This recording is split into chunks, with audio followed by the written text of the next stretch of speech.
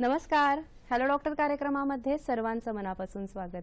Hello doctor हा दूरदर्शन सह्याद्री वाहिनीचा आरोग्यविषयक विशेष कार्यक्रम आहे, ज्यामध्ये तुम्ही तुमच्या आरोग्य समस्यांविषयी किंवा आजारांविषयीचे तुमचे प्रश्न हे आमच्या तज्ञ डॉक्टरांना विचारू शकता, ते सुद्धा घरातून कुठेही न हलता फक्त फोनवरून. आजचा कार्यक्रम हा प्रायोजित कार्यक्रम आहे. विषय आहे पोटाचे आजार आणि आयुर्वेद.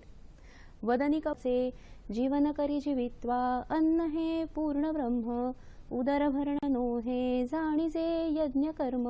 घरोघरी अशी आपल्याला प्रार्थना कायम ऐकायला मिळते.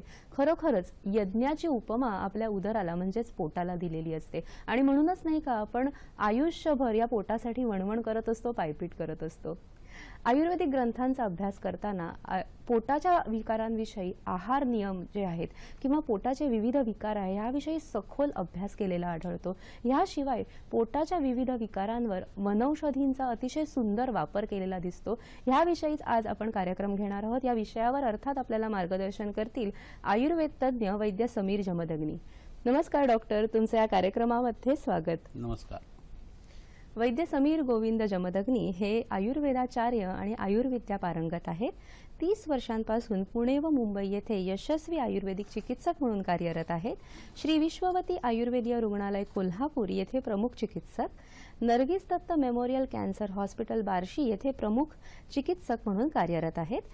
कॅन्सर, वंध्यत्व, हृदयरोग, गतिमंदत्व, क्रिटिकल इलनेस, मतिमंदत्व या व इतर आजारांमध्ये त्यांनी विशेष प्रावीण्य मिळवलेलं आहे. दर्शक हो, पोटाचे आजार आणि आयुर्वेद असा आजच्या कार्यक्रमाचा विषय आहे आणि कार्यक्रमामध्ये आपण सहभागी होऊ शकत नाही आहोत, कारण आजचा कार्यक्रम हा ध्वनिचित्र मुद्रित आहे. तरी आपण सर्व जो कार्यक्रम आहे तो नीट लक्षपूर्वक बघा आणि ह्यामधील विविध वनौषधी कोणत्या आपण घरगुती वापर करू शकतो याविषयी सुद्धा आज आपण जाणून घेणार आहोत. सर, पुन्हा एकदा कार्यक्रमामध्ये स्वागत. आज आपण जेव्हा विचार करतो की पोटाचे आजार, तर म्हणजे मला असं वाटतं की खरोखरच इतकं हे महत्त्वाचं आहे का सर? बरोबर आहे. कसं आहे, रोगा हा सर्वेपी मंदेग्नो सूत्रा मुद्राणीच्या असं एक सूत्र आयुर्वेदामध्ये आहे.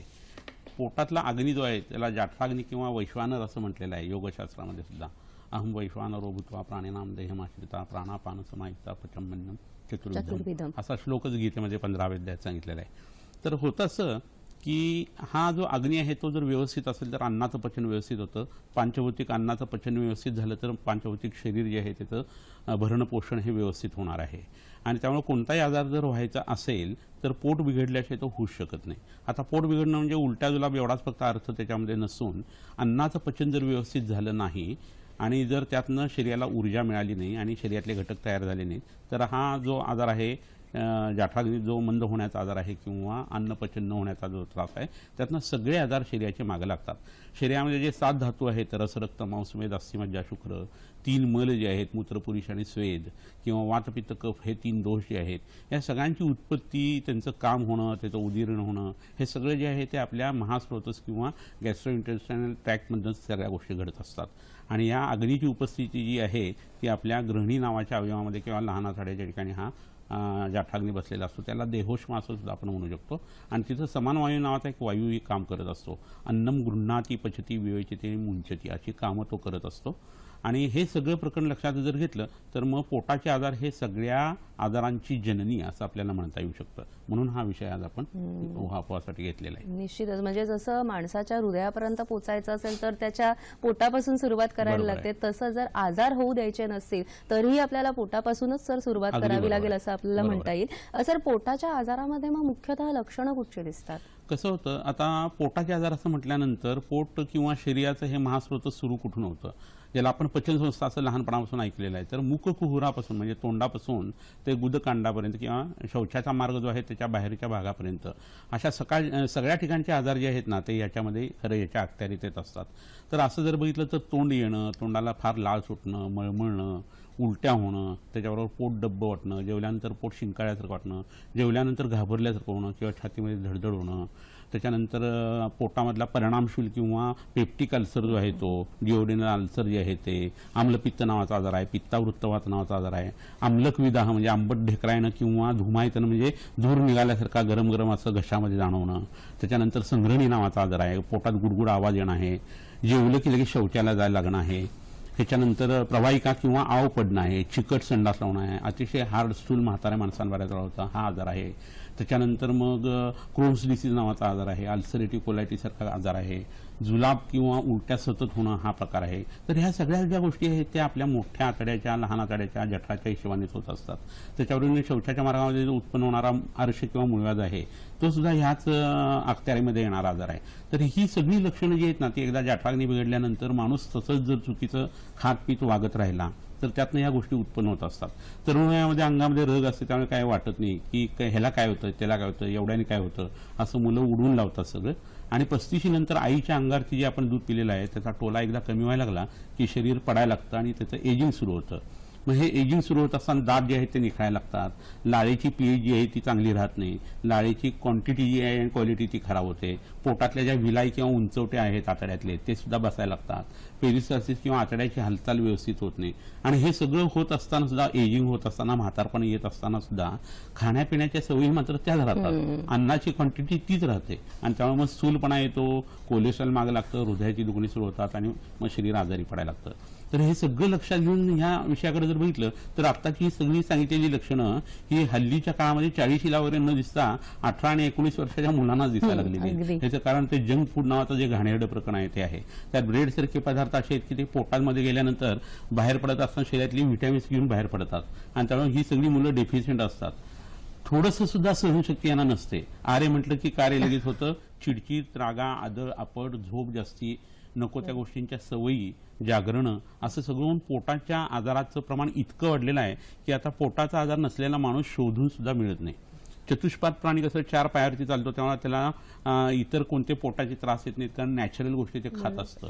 परंतु आपण चुकीचं खातो. 2-2 महिन्यात जे एरंडेल तेल दिलं जायचं तेही दिलं जात नाही आणि त्यामुळे पोट सगळ्यांची बिघडलेली असतात आणि त्यामुळे सगळ्यांचं एजिंग फास्ट होताना दिसतं आणि अकाली म्हातारपण येतं असंही दिसतं. म्हणजे अगदी म्हणावं वाटतं की एक छोटीशी जीव आहे आपली पण त्या एवढ्याशा छोट्याशा अवयवासाठी आपण इतक्या मोठ्या शरीराचा किती ऱ्हास करत असतो. तर आजकाल आपण बघतो की अनेक वेळेला आपल्याला दिसतं की आपल्या आहाराच्या सवयी पूर्णपणे बदललेल्या आहेत. म्हणजे लहानपणी आम्हाला आठवतं की 7:30ला जेवायला बसणं किंवा ह्या प्रकारच्या गोष्टी. आता ह्या सगळ्या गोष्टींमध्ये म्हणजे जीवनशैलीमध्ये जो फरक झालेला आहे, अगदी योग्य म्हटलात की जंक फूडचा वापर आहे किंवा आपण जे पूर्वी जे नियम पाळत होतो त्या नियमांचं पालन न केल्यामुळे आपल्याला पोटाचे आजार आज खूप बघायला मिळतात. मात्र सर आयुर्वेदानुसार पोटाच्या आजारांचा नेमका संबंध काय आहे? कसं होतं आता खाणं पिणं वागणं कसं असावं ह्याचे नियम जे आहेत ते कोणत्याही वैद्याकडे जवळ त्या जर गेलात तर प्रकृतीनुसार तुम्हाला तुमचं खाणं पिणं वागणं काय असायला पाहिजे हे तो माणूस किंवा ती व्यक्ती जी आहे ती सांगू शकते. परंतु खाण्याच्या नियमांच्या मध्ये महत्वाचं असं आहे की भूक लागल्यानंतर खायला पाहिजे. खरी भूकच लोकांना समजत नाही. जिभेसाठी तुम्ही म्हटलात तसं खाल्लं जातं. जिभेची गोष्ट जी आहे ती भावना आहे, म्हणजे जे चवीसाठी आपण खातो त्यावेळेला, आणि आयुष्य हे वर्षामध्ये मोजलं जातं त्यामुळे बुद्धीचं ऐकायला पाहिजे. आणि माणसं नेमकं मनाचं ऐकतात आणि बुद्धीचं ऐकत नाही असं होतं, किंवा हृदयाचं ऐकतात आणि मेंदूचं ऐकत नाही. तर हे सगळीकडे चालत नाही. कलेचं क्षेत्र असेल तर तुम्ही हृदयाचं ऐकावं, परंतु ज्यावेळेस शरीराचा संबंध येतो आणि शरीर पडण्याचा संबंध येतो आजारी, त्यावेळेला मात्र तुम्हाला बुद्धीचंच ऐकायला पाहिजे. त्यामुळे बुद्धी म्हणत असते की तुझ्या पोटात आम्लपित्त आहे, तुझं हे वय नाही आहे आणि तू भजी खाऊ नकोस, पण तरी सुद्धा जी म्हणते मी खाणार आणि मनाचं ऐकलं जातं आणि माणसं आजारी पडतात. तर पहिल्यांदा भूक लागल्यानंतर खायला पाहिजे. सूर्योदय झालाय आणि सूर्यास्तापर्यंतचा जो काळ आहे, सूर्य बाहेर दिसतोय त्यावेळेला तुम्ही खायला पाहिजे. तर तुमची पोटातली भूक किंवा सूर्यशक्ती जी आहे ना ती अन्नपचनाचं काम करणार आहे. तिने समजा उलटून गेलेले आहेत आणि त्यावेळेला ज्या करायच्या नाहीत गोष्टी सांगितलेल्या आहेत त्याच्यामध्ये मैथून कर्म संध्याकाळच्या वेळेला करू नये, जेवू नये, अध्ययन करू नये, झोपू नये, अशा गोष्टी सांगितलेल्या आहेत. तर हे जर केलं तर शरीराचा ऱ्हास होतो, हे नक्की होत असतं.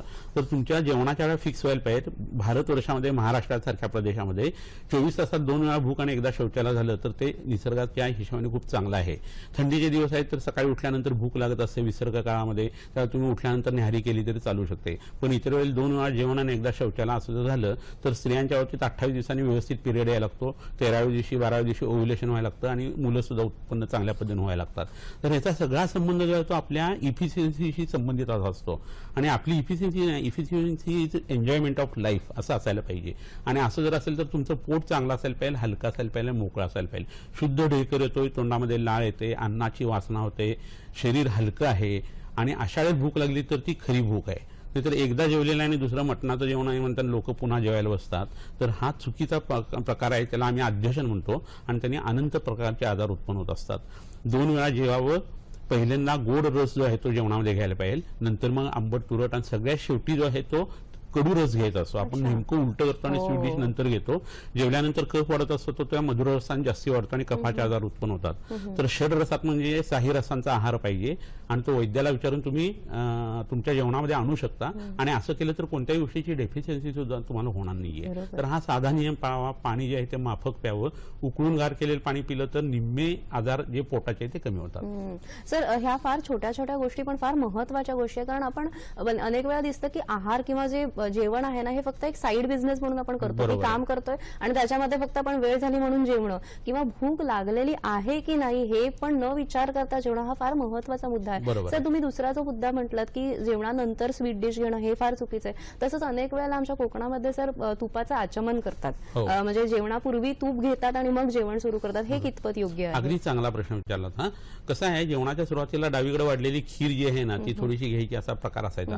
कारण पोट जे आहे ते मोकळं आणि भूक चांगली लागली आहे अशा तो माणूस जेवायला बसलेला आहे असं समजलं जायचं. आणि त्यावेळेला पोटामध्ये कोरडेपणा असतो. पित्त आणि वातामुळं त्या ठिकाणी वृक्षता आलेली असते आणि अशा वेळेला स्निग्ध पदार्थ पोटात जाणं हे महत्वाचं आहे. त्यामुळे ऍटलिस्ट पाणी तरी घ्यावं, त्याचं आचमन करावं किंवा ती खीर घ्यावी किंवा तूप गुळ खावा. असं जर खाल्लं तर चांगलं. काही नसेल तर आला आणि मिठाचा खडा जरी चावून खाल्ला आणि तिखट लागल्यानंतर घास खाल्ला तर ते चांगलं असतं. तर स्नेहन होणं किंवा घशाला ठसका न लागणं हा प्रकार त्यातनं घडतो. अन्यथा भराभरा खाल्लं जातं, कोरडेपणा असतो आणि त्यामुळे जोरदार ठसका लागण्याची बऱ्याच जणांना पद्धत असते, प्रकार असतो. आणि त्यामुळे हे न करता ह्या पद्धतीने जेवणं हे खूप गरजेचं आहे. सर, तुम्ही दुसरा एक महत्वाचा विचार सांगितला की अग्नीचा विचार करून आपण जेवलं पाहिजे. जर वारंवार जेवलं गेलं तर अध्यशन होऊ शकतं. तसं जे विविध अग्नी आहेत, आजकाल आपण बघतो की डॉक्टर सांगतात की दर 2 तासांनी खाल्लं पाहिजे. मग हे कितपत म्हणजे आपल्या आयुर्वेदाच्या दृष्टिकोनातून योग्य आहे? कसं होतं म्हणजे हल्ली वेगवेगळ्या ठिकाणी वेगवेगळे कार्यक्रम, वेगवेगळी संशोधन चाललेले असतात आणि त्याच्यात एक कल्लीपणा खूप असतो. म्हणजे आता मधुमेहाचा डॉक्टर असेल तर मधुमेह बरा करण्यासाठी कसं वागायचं, मधुमेह टाळण्यासाठी कसं वागायचं असं सांगत असतो. आणि त्यामुळे 2-2 तासांनी खा असं युरोपियन कंट्रीमध्ये जिथं रेड वाईन नेहमी पिली जाते आणि जिथं थंड प्रदेश आहे अशा ठिकाणी विसर्ग काळासारखा परिणाम येऊन भूक सारखीच तेवत असते. तुम्ही इथं रणरण त्या उन्हामध्ये मरायला लागलेल्या घामानी आणि त्यावेळेस जर तुम्हाला भूक नसताना तुम्ही पाणी जास्त पिऊन जर वारंवार खायला लागलात तर तुम्हाला किती गॅसेस होतील, किती पोट बिघडेल, किती आजीर्ण उत्पन्न होईल, किती आम उत्पन्न होईल ह्याची तुम्हाला कल्पना नाही आहे. आणि तो आम दोष जो आहे तो विषासारखा सांगितला आहे. आम दोषम महाघोरम वर्जेत विष संज्ञकम असं म्हटलेलं आहे. तर त्यातनं कोणताही आजार व्हायचा राहत नाही. त्यामुळे अंधानुकरण करणं ही गोष्ट चुकीची आहे. आहाराचा संबंध आला की नेहमी भारतीय लोकांनी आयुर्वेदातच ऐकलं पाहिजे. याला 2 कारण आहेत. एक, ऋषीमुनींनी केलेलं हे शास्त्र आहे, त्याच्यामध्ये चुका होण्याची शक्यता खूप कमी आहे कारण त्यांनी एक्सपेरिमेंटेशन प्लस दिव्यचक्षु ह्याच्या सहाय्याने ते ज्ञान मिळवलेलं आहे. आणि दुसरं म्हणजे 5000 वर्ष ते टाइम टेस्टेड आहे. तर तुम्ही कुणाचं ऐकायचं हे लक्षात यायला पाहिजे. कोणताही कार्यक्रम सुरू असताना तुम्ही हे भान ठेवायचं की हे आयुर्वेदी आहे का अनायुर्वेदी आहे आणि तुम्हाला हे लक्षात येईल. त्यामुळे मधुमेहाचा माणूस तुम्ही कच्चच खा, मोड आलेलं खा असं म्हटलं की त्याचा मधुमेह कमी येतो पण त्याला पोटाचे आजार लागतात, हाडाचे लागतात, हे कुठं लक्षच नसतं. कारण मधुमेह हा एकच फोकस असतो.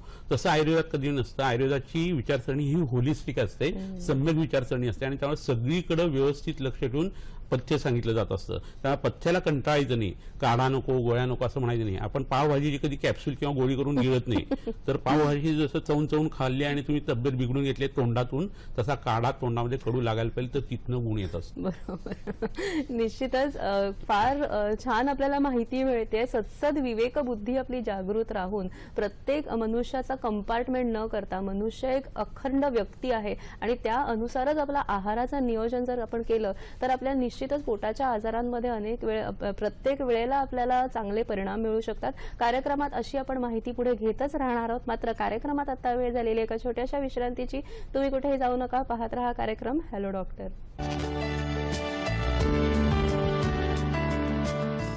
विश्रांतीनंतर सर्वांचं पुन्हा एकदा हॅलो डॉक्टर कार्यक्रमामध्ये स्वागत. आजच्या आरोग्य टिप्स काय आहेत ते आपण वाचूया. 3 ते 4 पानं गुळवेलीची दररोज पहाटे खाल्ल्यास म्हातारपण लवकर येत नाही, तारुण्य टिकून राहतं. दर शरद ऋतूमध्ये साधारणतः ऑक्टोबरमध्ये गोक्षुराचा काढा घेतल्यास किडनीच्या आजारांचा धोका कमी होतो. पोटाच्या विविध आजारांविषयी आपण जेव्हा माहिती घेतो तसं तुम्ही म्हणाल की पाण्याविषयी सुद्धा अनेक संभ्रम आपल्याला असतात. आजकाल पाणी डायरेक्ट फनेल सारखं प्यायलं जातं किंवा फ्रीजचं पाणी आहे, माठातलं पाणी घ्यायचं, फ्रीजचं पाणी घ्यायचं, तांब्यातनं घ्यायचं, प्लास्टिक बॉटल्स मधनं घ्यायचं, विविध प्रकारे आपल्याला चुकीची माहिती, वेगवेगळी माहिती मिळते. ह्याविषयी काय सांगाल? कसं आहे, पोटाचे आजार एस्पेशली भारत खंडामध्ये तरी असं होतं की पाण्यातून खूप मोठे आजार उत्पन्न होतात. जे जुन्या क्रिकेटच्या टीम्स ज्या वेळेला यायच्या इंग्रजांच्या, त्यावेळेला ते पाण्याने भरलेली विमानं घेऊन यायची तिकडून इंग्लंडहून पाणी, कारण भारतातल्या पाण्याने ॲमिबियासिस होतो असा त्यांचा पक्का गैरसमज होता. आणि बऱ्यापैकी त्यावेळेला तो समज खरा सुद्धा असेल, कारण आपण काही त्या काळामध्ये जन्मलेलो नव्हतो, पण तरी सुद्धा हे लक्षात घेणं गरजेचं आहे. आणि भारतीय लोकांना 70% लोकांना ॲमिबियासिस असं व्यवहारामध्ये आढळून येतं. त्यामुळे दाताची ट्रीटमेंट करताना सुद्धा आयुर्वेदिक औषधं डॉक्टर लोकांना द्यायला लागत असतात. तर हे सगळं लक्षात घेतलं तर पाणी उकळून घेण्याएवढी दुसरी चांगली पद्धत कोणती नाही पाणी शुद्ध करण्याची. आणि पाणी हे तहान लागली तर पाणी खायला पाहिजे, थोडं थोडं लाल होऊन जायला पाहिजे. आणि अन्न हे प्यायला पाहिजे, इतकं चावून चावून खाल्लं जायला पाहिजे. दात आहे ते दाखवण्यासाठी नसून चावण्यासाठी आहेत. आणि चावलं गेलं तर पॉलिसॅक्राइड जे आहेत, म्हणजे सेल्युलोज सारखे पदार्थ सुद्धा माणसाचे पचू शकतात, रवंथ करणाऱ्या प्राण्यांचं जसं होतं तसं.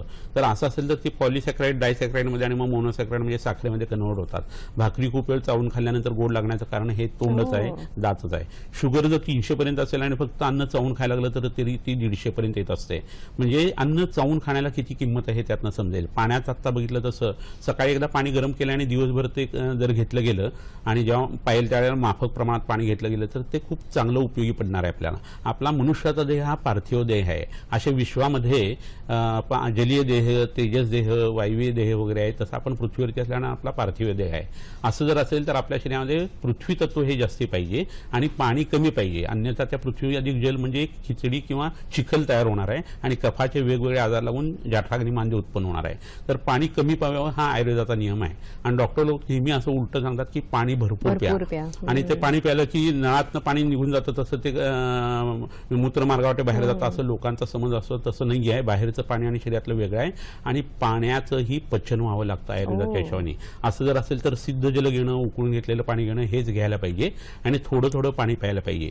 पाणी जेवणाच्या आधी जो पितो तो माणूस बारीक होतो, जेवताना थोडं थोडं पाणी पितो तो माणूस आहे तसा राहतो, आणि जेवल्यानंतर लगेच पाणी पिणं हे विषासारखं मारक आहे आणि त्यांनी तब्येत स्थूल सुद्धा होत असते. जेवल्यानंतर साधारण 1 तासाने पाणी प्यालं तर वजन जे आहे ते आठवड्याला 1.5 ते 2 किलो एवढं कमी होऊ शकतं. मेसेज फ्रॉम वॉटर असं एक जॅपनीज माणसाने लिहिलेलं खूप उत्तम पुस्तक आहे, तुम्ही ते वाचून घ्या.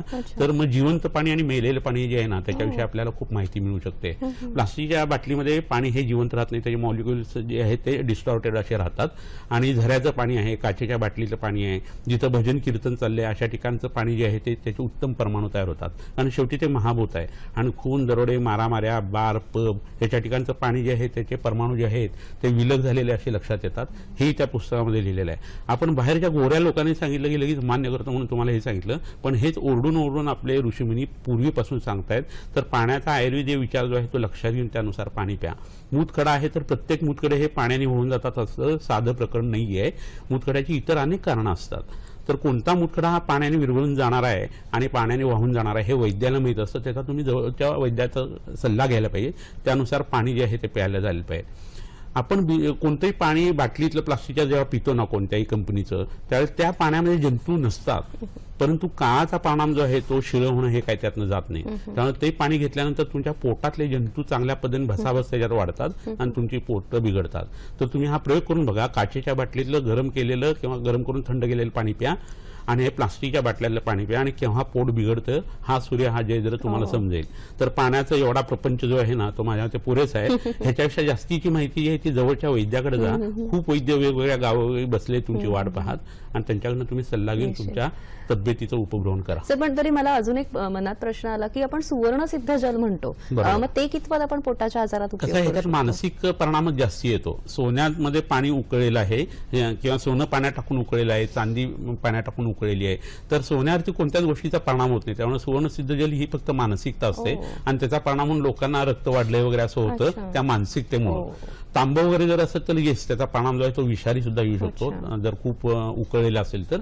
चांदीचाही बऱ्यापैकी परिणाम जो आहे ना तो पाण्यावरती होऊ शकतो, पण सोन्याचं काही त्याला शेषपही फरक पडत नाही.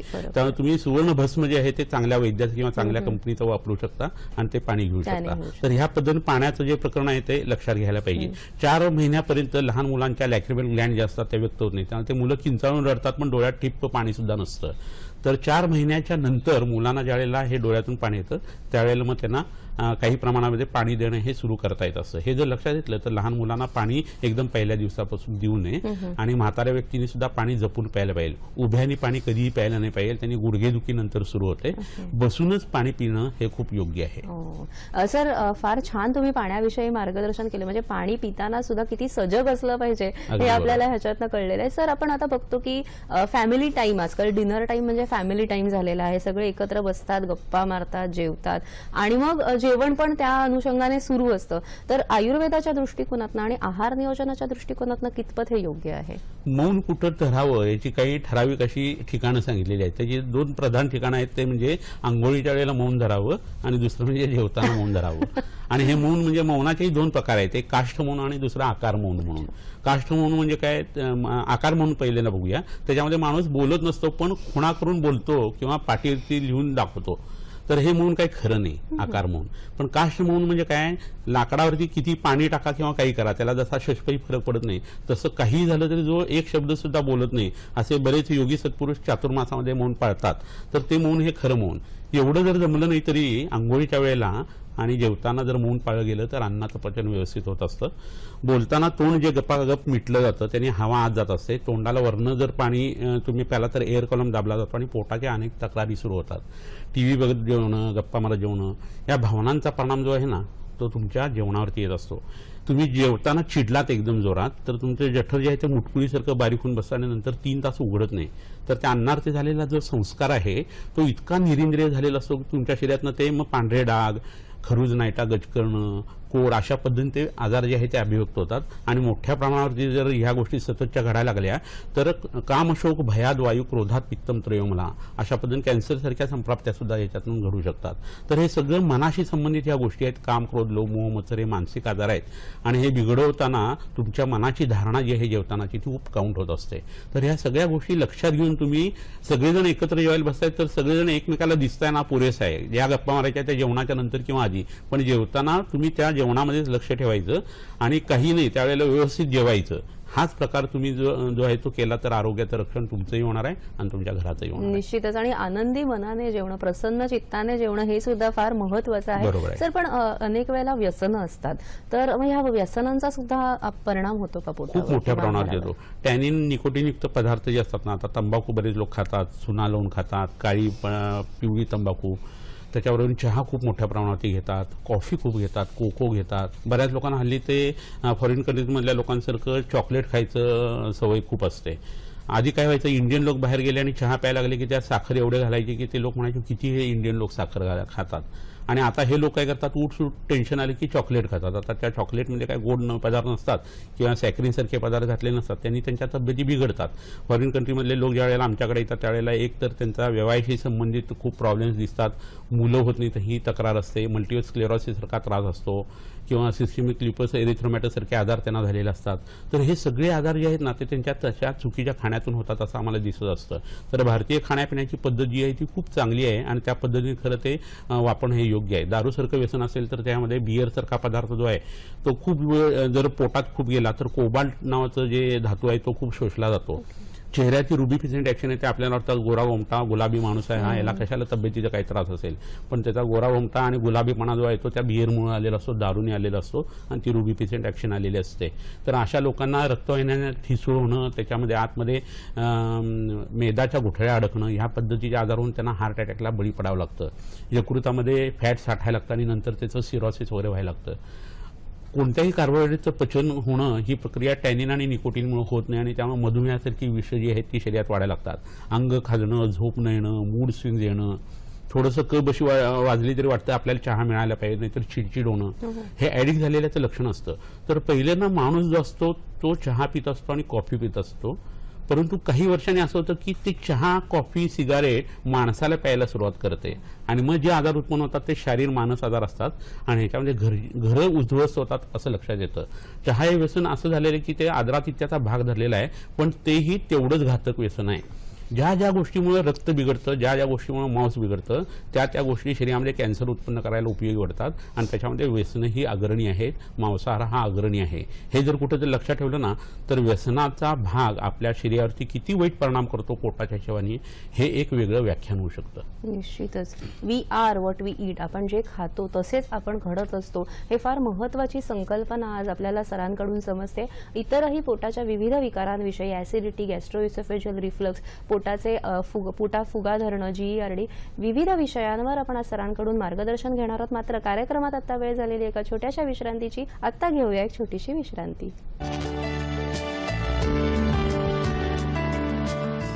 आरोग्याविषयीच्या विविध टिप्स सुद्धा आपल्याला सर देत असतात. आजची टिप काय आहे ती पाहूया. राजगिरा तांदळाची भाजी तुपाची फोडणी देऊन अधूनमधून खाल्ल्यास फूड पॉयझनिंगमुळे होणारे आजार होतच नाहीत. धोत्र्याच्या पानांचा रस तोंडात न जाऊ देता केसांच्या मुळांना लावल्यास उवा, लिखा नष्ट होतात. मात्र वैद्याचे सल्ल्याने हे घेणे औषध करावे. पोटाच्या विविध आजारांविषयी आता आपण सरांकडून माहिती घेऊया. सर, पोटाचा पहिला आजार म्हणजे डोक्यात जो येतो तो ऍसिडिटी, छातीत जळजळ होणं, म्हणजे आंबट ढेकर येणं. सर, हे नेमकं का होतं आणि ह्यावर इलाज काय आहे? कसं आहे, एक तर पित्त प्रकृतीची व्यक्ती असेल ना तर त्याला तिखटा मिठाचं खाल्ल्यानंतर हा त्रास लगेच होण्याची शक्यता असते. दुपारच्या वेळेला भूक लागलेला असताना जर चमचमीत खाल्लं गेलं तरी हा त्रास होऊ शकतो. शरद ऋतूमध्ये सुद्धा पित्ताच्या तक्रारी खूप येत असतात आणि खूपच तिखट, खरडा किंवा मिऱ्याचं तिखट वापरणारे लोक जे असतात ना, बार्शी, बीड, उस्मानाबाद वगैरे साईडला काळा मसाला जो असतो त्यात मिरं खूप घातलेलं असतं. तर पित्त प्रकृतीच्या माणसाने जरा जरी तो मसाला खाल्ला तर त्याला घोंगावल्यासारखं व्हायला लागतं. तमदर्शन जे आहे ना, म्हणजे अंधारामध्ये तिमिर दर्शन ज्याला म्हणतात तसं व्हायला लागतं आणि चक्करवर यायला लागतं. एवढं कडकपणा त्याच्यामध्ये असतो. तर हे निरंतर ज्या वेळेला आपण खायला सुरुवात करतो तर त्याचा परिणाम म्हणून मग पोटामध्ये ऍसिडिटी जी आहे ती उत्पन्न व्हायला लागते. ऍसिडिटी सारखा जो प्रकार आहे ना तो खूप आजारांच्या मध्ये लक्षण म्हणून सुद्धा असतो. म्हणजे समजा एखाद्या व्यक्तीला वातरक्त नावाचा आजार जर सांध्यांच्या ठिकाणी होणार असेल तर आधी त्याला जळजळ वगैरे पोटामध्ये उत्पन्न होऊ शकते. पित्तावृत्त वात म्हणून आजार आहे, त्याच्यामध्ये चक्कर येणं किंवा तहान फार लागणं आणि त्याच्यावर छातीमध्ये जळजळ असते. पित्त प्रकृतीची व्यक्ती असेल तर त्याला थोडंसं जरी तिखटा मिठाचं खाल्लं तरी छातीमध्ये जळजळ वगैरे व्हायला लागते. बऱ्याच वेळा हार्ट अटॅक येत असताना आधी सुद्धा बऱ्याच लोकांना छातीमध्ये जळजळ हे लक्षण उत्पन्न होत असतं. तर ह्या सगळ्या ज्या गोष्टी आहेत ना त्या आयुर्वेदामध्ये विदाह, आम्लक अशा पद्धतीने सांगितलेल्या आहेत आणि आम्लपित्त हा एक वेगळा आजार सांगितलेला आहे. आम्लपित्ताचे सुद्धा दोन प्रकार असतात, ऊर्ध्वग आम्लपित्त आणि अधोग आम्लपित्त. तर अधोग आम्लपित्तामध्ये बाकीची जळती वगैरे काही नसते, पण जुलाब होत असतात आणि त्या जुलाबानंतर माणसाला बरं वाटत असतं. तर हे वैद्याकडे जाऊन ह्याची शहानिशा करायला लागते की हे ऍसिडिटी आहे म्हणजे नक्की काय आहे. बऱ्याच वेळा B12ची डेफिशियन्सी असताना अशी लक्षणं उत्पन्न होतात आणि उलट्या उत्पन्न होऊ शकतात. कॅल्शियम कमी पडल्यानंतर सुद्धा असं होऊ शकतं. तर तो वैद्य आहे की जो हे जाणून घेतो की ही आम्लपित्ताची संप्राप्ती किंवा पॅथॉलॉजी ह्या शरीरात कशामुळे झालेली आहे आणि त्याच्यानुसार त्याची औषध जी आहे ती दिली जातात. पण याच्यामध्ये बऱ्याच वेळा हार्ट डिसीज असल्यासारखे किंवा हार्ट अटॅक आल्यासारखे लक्षण असतात. बऱ्याच वेळेला ती व्यक्ती घाबरत खूप असते आणि त्याचा परिणाम म्हणून तिचं बीपी वाढलेलं असतं. रक्तदाब सुद्धा या आम्लपित्ताच्या बरोबर बऱ्याच वेळा आढळतो. डोकं मागच्या वेळेला दुखणं किंवा डोळे दुखणं अशी लक्षणं असतात आणि त्याच्यावरती सुवर्ण सूचकसारखं औषध किंवा भुजिंबादी काढा किंवा साधा ओवा जो असतो तो जेवल्यानंतर जर आपण खडी साखरेवरती किंवा गुळावरती खाल्ला किंवा बदाम किंवा खोबऱ्यावरती खाल्ला तरी हा त्रास कमी होऊ शकतो. अच्छा सर, दुसरा महत्त्वाचा विकार म्हणजे अपचन, पोटफुगी. म्हणजे जरा जरी खाल्लं तरी असं घाबरल्यासारखं होतं, पोट फुगतं. तर मग हे नेमकं काय असं आणि ह्यावर उपाय काय? कसं होतं, हे युजली कसं होतं 35 वर्षानंतर ह्या तक्रारी जास्ती आढळतात कारण आतड्याची जी पुरस्चरण गती किंवा पेरिसाल्सिस आहेत त्या खूप याच्यामध्ये हॅम्पर होत असतात किंवा थांबत असतात आणि पोट फुगत असतं. गरीय अन्न किंवा खूप पचायला जड अन्न जे आहे ना ते खाणं, श्रीखंड किंवा बासुंदीसारखे पदार्थ खायचे आणि नंतर पाणी पिणं, त्यांनी हा त्रास खूप मोठ्या प्रमाणावरती आढळतो.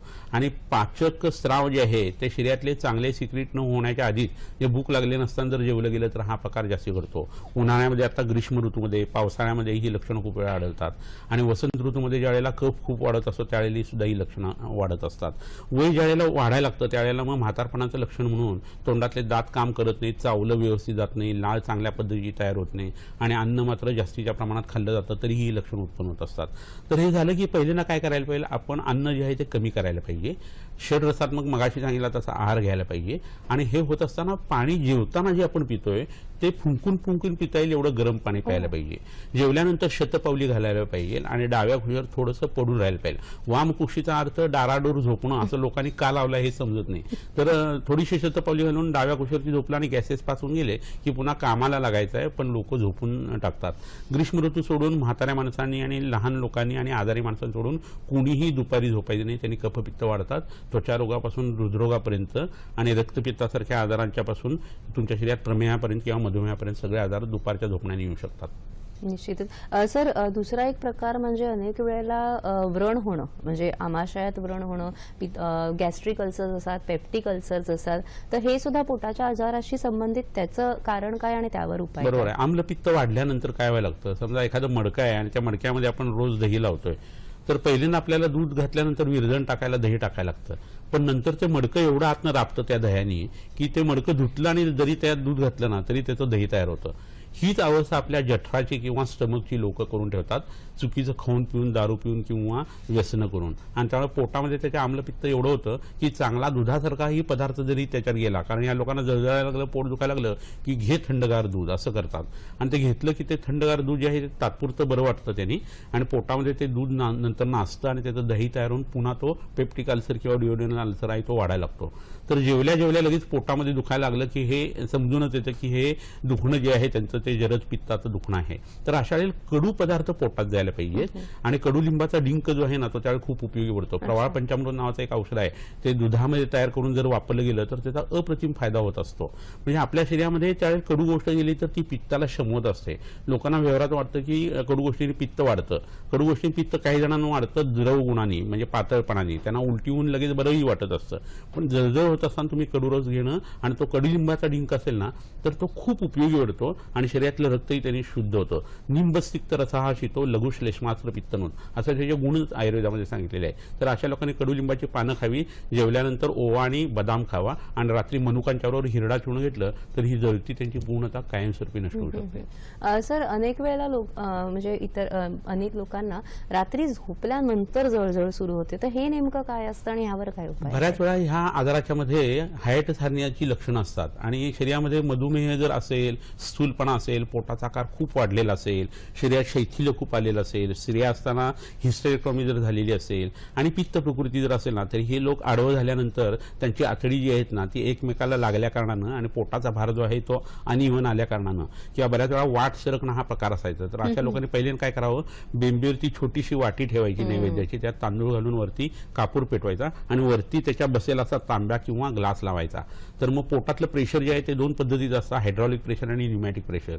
हायड्रॉलिक प्रेशर हे पेरिटोनियल कॅव्हिटी मधल्या पाण्याचं असतं आणि न्यूमॅटिक हे पोटातल्या गॅसेसचं असतं. तर ते सगळे वाट सरकणं हा जो प्रकार आहे तो बेंबीविषयी सगळी आतडी येतात आणि ती बरोबर सिचूमध्ये जाऊन बसतात आणि पोटातली ही जळती लगेच त्यांनी थांबवू शकते. तर हायटिस हार्निया नाही ना याची तपासणी करण्यासाठी उठून उभं राहायचं आणि जमिनीवरचं नाणं जे आहे ते खाली कमरेमध्ये वाकून फक्त उचलायचा प्रयत्न करायचा. तर पोटामध्ये भयंकर दुखणं आणि जळजळ वाढणं किंवा ऍसिड रिफ्लेक्स आला तर मग हा हायटिस हार्निया असण्याची शक्यता असते. तर श्वासपटल जो आहे त्यातनं ती आतडी वरती येण्याचा प्रयत्न करत असतात.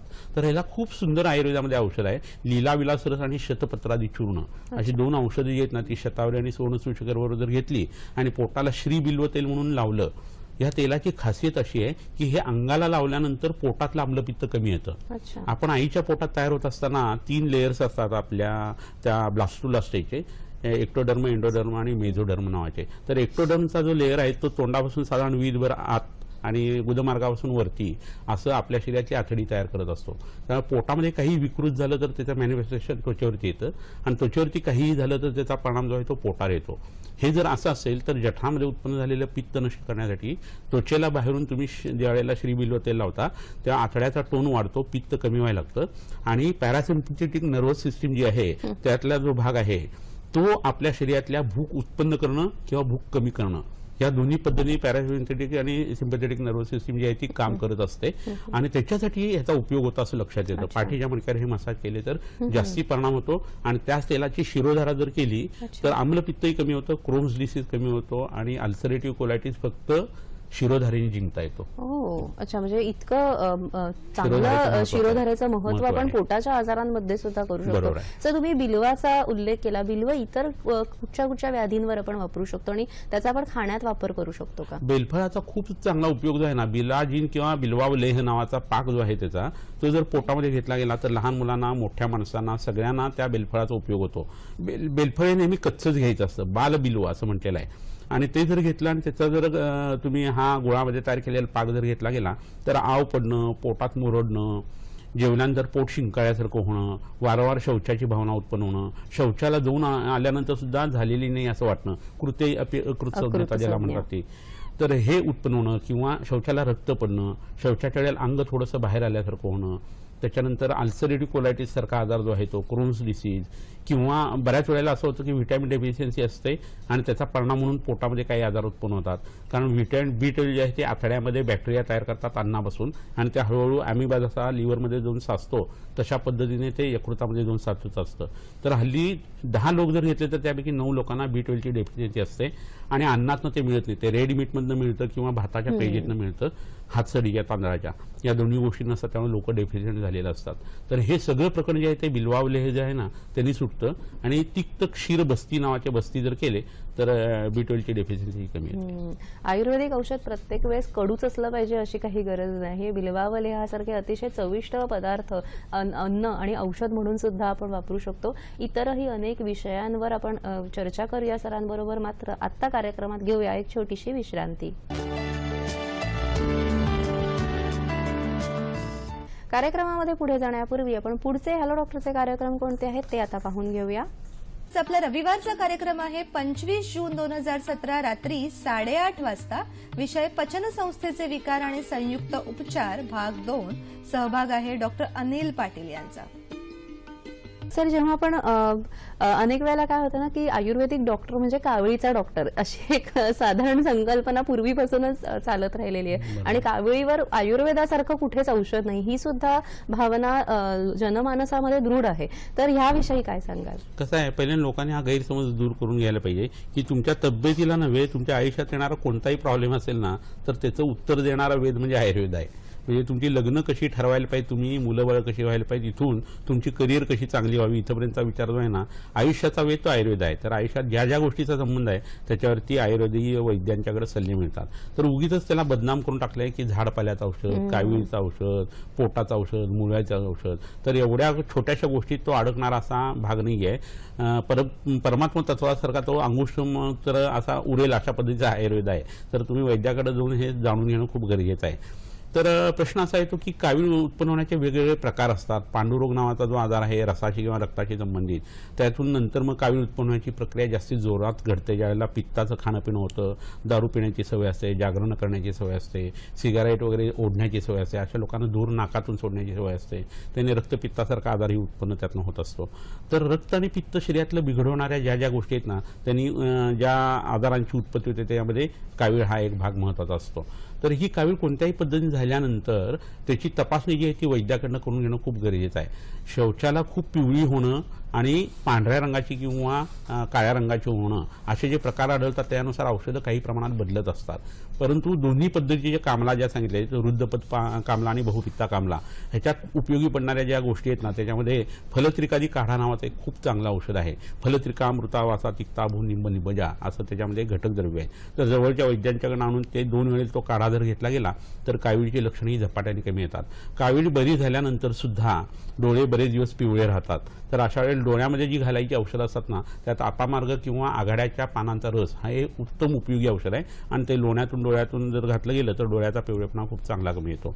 सुवर्ण सूचकर आणि आरोग्यवर्धिनी ही 2 औषधं अशीच आहेत की जी घेतल्यानंतर कोणत्याही पद्धतीची कावीळ चांगल्या पद्धतीने कमी येते. वैद्याचा सल्ला घेऊन तुम्ही हे करणं जास्ती रास्त आहे. त्याच्याबरोबर मुळ्याची भाजी खाणं, तांदळीची भाजी खाणं किंवा मुगाचं वरण जे आहे ते फक्त खाणं. पहिल्या अवस्थेमध्ये फक्त ग्लुकोजची पावडर घेऊन यकृताला तुम्ही विश्रांती देऊ शकता. हे होत असताना कावीळ बरी करण्यासाठी जे वेगवेगळे उपचार असतात त्यावेळी राईट क्युबायटल फोसामधनं रक्त काढणं अशी एक पद्धत असते. त्यांनी कावीळ खूप चांगल्या पद्धतीने कमी येते. एरंड्याच्या पानांचा रस जो असतो तो पोटात घेतल्यानंतर कावीळ खूप चांगल्या पद्धतीने कमी येते. कावीळमध्ये रोज आंघोळ करणं हे औषध आहे. गरम पाण्याने आंघोळ ही केली जायला पाहिजे आणि मुळ्याचा रस जर पोटात घेतला गेला तर कोणत्याही पद्धतीची कावीळ चांगल्या पद्धतीने कमी येते. तर हे उपचार जे आहेत ते निर्धोक आहेत. ह्याच्यासाठी प्रत्येक वेळेला वैद्याची गरज नाही आहे. पण कावीळचं कारण कॅन्सर वगैरे नाही आहे ना, हे तुम्ही बघणं खूप गरजेचं असतं. इतर ठिकाणचा कॅन्सर तुमच्या यकृतात आलेला नाही ना, हेही बघणं गरजेचं असतं. कारण यकृताच्या बाबतीत आपण फक्त 25 ते 30% यकृत वापरत असतो आणि बाकीचा यकृताचा भाग आपण वापरत नसतो. त्यामुळे दारू पिणाऱ्या लोकांसुद्धा 20% यकृत जर शिल्लक राहिलेला असेल तर त्याला वरनं काही लक्षणं येत नाहीत आणि नंतर एकदम झटकन कावीळ होते आणि तो हिपॅटिक कोमामध्ये जातो किंवा नष्ट होतो. तर ही गोष्ट लक्षात घेतली तर कावीळचे आजार हे खूप छुप्या पद्धतीने येतात आणि एकदम भयानक स्वरूप दाखवतात. त्यामुळे वैद्याचा सल्ला घेणं हे खूप गरजेचं असतं. सर, तुम्ही म्हणालात की कॅन्सर सारखी लक्षणं असेल तरीही काविळीची लक्षणं येऊ शकतात. अनेक वेळेला असं दिसतं की पोटाचे कॅन्सर आहेत, आतड्याचे कॅन्सर आहेत, खूप उशिरा डिटेक्ट होतात. पण मग त्याच्यावर सुद्धा आपण काही उपाय करू शकतो? अगदी नक्की करू शकतो. ह्याच्यासाठी काही गोष्टी लक्षात घेणं हे गरजेचं आहे. आपलं वजन विनाकारण कमी व्हायला लागलं, फिलिंग ऑफ वेल बिईंग जे असतं ते नष्ट व्हायला लागलं आणि काहीतरी मला होतं अशी भावना यायला लागली, कपडे लूज व्हायला लागले, डोळ्याखाली काळी वर्तुळं यायला लागली, बसून उठल्यानंतर फिरल्यासारखं व्हायला लागलं, 4 लोक आपल्याला म्हणायला लागले किती खराब झाला आहेस, वजन कमी आहे त्याच्यावर भूक कमी व्हायला लागली, तर शरीरामध्ये मोठा आजार नाही ना, हे बघणं गरजेचं आहे. व्हिटॅमिन डेफिशियन्सी B12ची असताना हे होऊ शकतं, मधुमेहामध्ये हे होऊ शकतं, एड्समध्ये होऊ शकतं, इतर काही आजार आहेत. थायरॉइडच्या बाबतीत काही वेळेला हा प्रकार घडतो. म्हणजे प्रत्येक वेळेला तो कॅन्सर असेल असं नाही आहे, पण त्याची शंका लगेच घेणं हे गरजेचं असतं. शौचाची पद्धत जी आहे ती बदलायला लागते. काही ते रक्त पडायला लागतं, 10-10, 15-15 वेळा जायला लागतं. असं झालं तर पोटाशी संबंधित कुठेतरी कॅन्सर असण्याची शक्यता असते. तोंडातले अल्सर असताना त्याच्यामध्ये विकृत आणि विचित्र बदल होणं, तोंड नीट न उघडणं, तोंडामध्ये आत पांढरेपणा असणं, त्याच्यात जखम होणं, ती लवकर भरून न येणं, हिरड्या वगैरे दुखणं आणि त्याच्यामध्ये दात काढल्यानंतर मग कॅन्सर आहे असं म्हणणं, अशा बऱ्याच वेळा गोष्टी घडत असतात. पण हे सगळं होत असताना एक गोष्ट लक्षात ठेवायला पाहिजे की ह्याच्यातनं मी बाहेर कसा पडू किंवा मला हे होऊ नये म्हणून मी काय करायला पाहिजे. कारण लोकांना त्याची भीती असते आणि भीत्यापाठी ब्रह्मराक्षस म्हणतात ना, तसं जे घाबरणारे लोक असतात त्यांना त्याचा परिणाम जास्त येतो. कारण विषादो रोगर्धनानाम श्रेष्ठ असं म्हटलेलं आहे. आजार पहिले मनामध्ये आपण तयार करतो आणि मग तो रिप्लिकेट होतो आपल्या शरीरामध्ये आणि मग नंतर कॅन्सरची उत्पत्ती होते. तर तुम्ही लोक एक लक्षात ठेवा, रक्त बिघडलं आणि मांस बिघडलं तर आणि तरच आयुर्वेदानुसार शरीरामध्ये अर्बुद किंवा गाठी उत्पन्न होतात. पोटामध्ये विषारी पदार्थ गेले, नाक, साप, विंचू, काटा वगैरे चावलेला असेल, वनस्पतीची विष गेली, ऑर्गॅनोफॉस्फरस कंपाऊंड पोटात गेली, तर त्याच्या विषाच्या वेगामध्ये सुद्धा रक्तात आणि मेदामध्ये आणि मांसात ते गेल्यानंतर गाठी किंवा अर्बुद उत्पन्न होणे हे लक्षण सांगितलेलं आहे. तर जोपर्यंत रक्त चांगला आहे, जोपर्यंत मांस चांगला आहे, तोपर्यंत कॅन्सरची भीती नाही. रक्त कशाने बिघडतं तर तिखट, आंबट, खारट पदार्थ खाणं, रात्री जागरण, दुपारची झोप, वारंवार खाणं, मांसाहार खूप करणं, ड्रिंक्स किंवा व्यसन आता सांगितले त्यांनी हे खराब होतं. आणि मांस खराब होण्याची कारणं अतिशय वजन उचलणं, दुपारच्या वेळेला जेवून झोपणं, रात्रीचं जागरण करणं, दह्यासारखा पदार्थ लोक खूप खातात त्यांनी मांस बिघडतं, खूप अंगाला मार वगैरे पडणं, ह्या सगळ्या गोष्टी किंवा अतिव्यायाम ह्याच्यामुळे मांस बिघडत असतं. हे दोन्ही बिघडल्यानंतर शरीरात कॅन्सरची उत्पत्ती होते असं आयुर्वेदाचं म्हणणं आहे. आणि कोणतीही अर्बुद ही विरेचनाने जिंकता येतात. म्हणजे जुलाब जर दिला तर मग अर्बुद नष्ट होतात किंवा उत्पन्नच होत नाहीत. आणि मग पूर्वीच्या काळी दर 2 महिन्यांनी त्रिफाचूर्ण, एरंडेल तेल अशी औषधं घेतली जायची. हे सगळं गेलं चांगलं. आणि घाणेरडे पदार्थ जे आहेत ना, इटलीमधले वगैरे आलेले, आपण पिझ्झा, पावभाजी, बर्गर वगैरे काय काय खात असतो केव्हाचं शिळं, आणि त्यामुळे शरीरामध्ये कॅन्सरची उत्पत्ती जास्ती होते असं लक्षात येतं. त्याच्यात भरीतभर म्हणून मग आपल्याला तर मस्किटो मॅटचा प्रकार असतो, प्रिझर्वेटिव्ह टाकलेलं अन्न असतं, शिळं अन्न असतं, टीन फूड असतं. इतके अत्याचार होत असताना हे त्याला काय होतं असं दरवेळी तुम्ही करायला लागलात तर थेंबे थेंबे तळे साचे असं होऊन 40 नंतर हा स्पार्क पडतो आणि मग तो वाढत जातो. तर ॲटलिस्ट तुम्ही हे सगळं ऐकून त्यानुसार वागा किंवा दर 2 महिन्यात एकदा जुलाबाचं औषध तरी घ्या, तर तुम्ही ह्याच्यातून निश्चित बरे होऊ शकता, बाहेर पडू शकता आणि प्रिव्हेन्शन होऊ शकतं. म्हणजे कोठा साफ ठेवणं आपलं फार महत्वाचं आहे आणि ह्यासाठीच नियमित आहाराचं नियोजन करणं, आहाराचे नियम पाळणं हे सुद्धा फार महत्वाचं आहे. आता वेळ झालेली आजच्या आरोग्य सल्ल्याची. आजचा आरोग्य सल्ला काय आहे तो आपण पाहूया. जेवताना पाणी आणि इतर वेळी उकळून गार केलेले पाणी प्यायल्याने पोटाचे आजार निम्म्याने बरे होतात. भूक लागली असताना जेवणाच्या सुरुवातीला गोड, आंबट, खारट जेवणामध्ये तुरट, तिखट व सगळ्यात शेवटी कडू पदार्थ खावेत. याने पोटाचे आरोग्य सुधारून वेगवेगळ्या डेफिशियन्सीज नष्ट होतात. भूक लागली आहे की नाही असे वाटल्यास जेवू नये आणि शौचास लागली आहे की नाही असे वाटल्यास शौचास जरूर जाऊन यावे. मोकळ्या पोटी पोटाला कणकेचे पोटीस किंवा गरम पाण्याच्या पिशवीने शेकल्याने पोटातील आव, मळाचा चिकटपणा, पोट फुगणे, गुडगुड आवाज येणे नष्ट होते. हाच कार्यक्रम तुम्ही पुन्हा बघू शकता. पुन्हा प्रसारण शनिवार दिनांक 1 जुलै मध्यरात्री 12:30 वाजता आणि बुधवार दिनांक 5 जुलै सकाळी 10 वाजता. विषय पोटाचे आजार आणि आयुर्वेद. सहभाग वैद्य समीर जमदग्नी. आजचा कार्यक्रम तुम्हाला कसा वाटला हे जाणून घेण्याची सुद्धा आम्हाला उत्सुकता आहे. याशिवाय ज्या डॉक्टर्सना आमच्या कार्यक्रमात प्रायोजित कार्यक्रम करायचा असेल त्यांनी आम्हाला जरूर संपर्क साधावा. आमचा पत्ता आहे निर्माती हॅलो डॉक्टर, दूरदर्शन केंद्र, Worli, Mumbai 400030. Hello doctor DDK Mumbai@gmail.com वर तुम्ही आम्हाला संपर्क साधू शकता. www.facebook.com/ddsahyadri.in वर तुमच्या कमेंट्स पाठवू शकता किंवा youtube.com/user/ddsahyadri वर हाच कार्यक्रम तुम्ही पुन्हा बघू शकता. सर, जेव्हा आपण पोटाच्या विविध आजारांविषयी बोलत असतो तेव्हा एक फार अतिशय म्हणजे काय म्हणतो की थोडासा कौटुंबिक असतो पण दुर्गंधी म्हणजे अपानाला जी दुर्गंधी येते ह्याविषयी थोडक्यात काही सांगू कसं शकता आहे, का? पोटामध्ये अन्न पचायच्या ऐवजी जर डिकम्पोजिशन व्हायला लागलं तर मग गॅसेसला घाण वास येणं हे प्रकरण घडायला लागतं आणि मग ते एकदा व्हायला लागलं की खूपच त्रासदायक सगळं हे प्रकरण व्हायला लागतं. तर त्यावेळेला कोष्ठवातहर चूर्ण नावाचं जी चूर्ण आहे ते पोटामध्ये घेणं हे खूप गरजेचं आहे. आंबवलेले पदार्थ पूर्णतः बंद करायचे, कार्बोहायड्रेट कमी करायचे पोटामध्ये घेण्याचं प्रमाण, की हा त्रास जो आहे तो कमी व्हायला लागतो.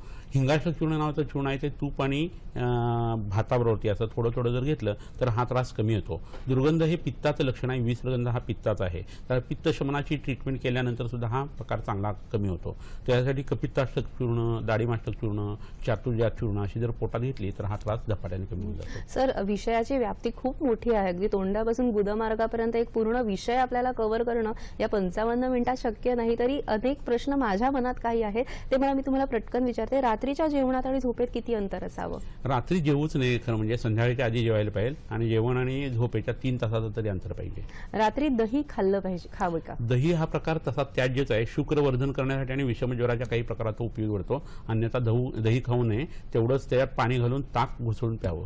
पालेभाज्यांचा समावेश आहारात दररोज असावा का? पालेभाज्या या आयुर्वेदाने अचक्षुष म्हणजे डोळ्याला अहितकारक सांगितलेल्या आहेत आणि काहीच पालेभाज्या पुनर्नवा किंवा गुळवेलीसारख्या आहेत त्या उपयोगी आहेत आणि त्या आता मिळत नाही. त्यामुळे पालेभाज्या टाळणं हे आयुर्वेदाच्या हिशोबाने चांगलं आहे. ऍसिडिटीवर साधा सोपा घरगुती उपाय काय? जेवल्यानंतर ओवा जो आहे तो बदाम किंवा वाळक्या खोबऱ्यावरती खायचा आणि रात्री हिरड्याचं चूर्ण पोटात घ्यायचं. शीतल सर, जाता जाता आमच्या दर्शकांना तुम्ही काय संदेश द्याल? महत्वाची गोष्ट अशी आहे की पोट चांगलं तर सगळं चांगलं. ज्या घरची गृहिणी चांगली त्याचं घर चांगलं आणि ज्याच्या पोटातली गृहिणी चांगली त्याचं शरीर चांगलं असं म्हटलं जातं. तर पोटामध्ये आपण अन्न घेत असताना षडरसात्मक आहार घ्यावा. ताक पोटामध्ये जायला पाहिजे. गरम करून गार केलेलं पाणी घ्यायला पाहिजे. भूक लागलेली असताना जेवायला पाहिजे. 40 नंतर एकदाच जेवायला पाहिजे आणि संध्याकाळचं जेवण बंद करायला पाहिजे. निश्चितच. अहम वैश्वानरो भूत्वा प्राणिनाम देहमाश्रितः प्राणापान समायुक्तः पचाम्यन्नम चतुर्विधम. वैश्वानर अशी उपमा ज्या अग्नीला, ज्या पोटाला आपल्या दिलेली आहे त्याची विशेष काळजी जर घेतली तर एक सुदृढ निरोगी शरीर ठेवणं नक्कीच शक्य आहे. हा विश्वास आज निर्माण झालेला आहे. विविध आयुर्वेदिक औषधांविषयी सुद्धा सरांनी सरळ हस्ताने आपल्याला सांगितलेलं आहे, मार्गदर्शन केलेलं आहे. निश्चितच याचा सर्वांना नक्कीच फायदा होईल अशी मी आशा व्यक्त करते आणि दूरदर्शन सह्याद्री वाहिनी आमच्या दर्शकांतर्फे सर तुमचे मनापासून आभार मानते. धन्यवाद.